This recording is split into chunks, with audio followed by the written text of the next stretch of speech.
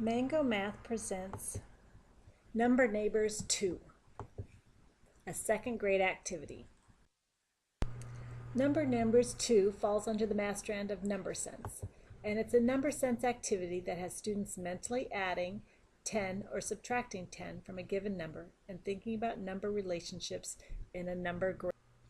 The supplies that are provided in the pouch along with the information sheet and directions will be number cards like these below that are all cut, as well as 2 dry erase markers and an eraser. When doing this activity, the students need to think of a number grid, a 1 to 100 number grid, and thinking about how the numbers fall on that number grid.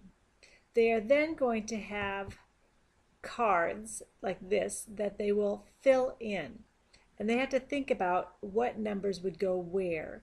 And in doing that, they can look at this square here, which has the 12 in the middle, which is the same square as we have available. And they'll have to think of, how do I fill in first those numbers in the circles, because that kind of is the easiest way to go. And it's easier to add 10 than subtract 10. So often the first number they'll think of is the one below, which would be 22. And the one above would be 2. And the one in front of 12 would be, or behind 12 would be 13, and the one in front of 12 would be 11. So if I was looking at the number grid, it would be 11, 12, 13, and above that would be the 2, and in front of the 2, or behind the 2, would be the 3, and in front of the 2 would be the 1, and same down there with 22. After 22 comes 23, and before 22 becomes 21. So that's the grid and how everything on there is filled out. So the students have to think of number relationships.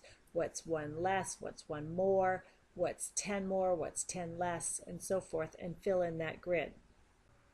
Once they have their grid filled, they will place it down, all of them face up, and they'll start to think about the numbers and how those numbers work together in creating a 1 to 100 grid. So they're going to put them together like puzzle pieces, and they're going to fit pieces on top of each other or beside each other. In this case, the 3, 13, and 23 can be filled over that original 3, 13, 23, as well as I've got this one that has a 23 in it, and that can be placed over top of that 23, 24, 25.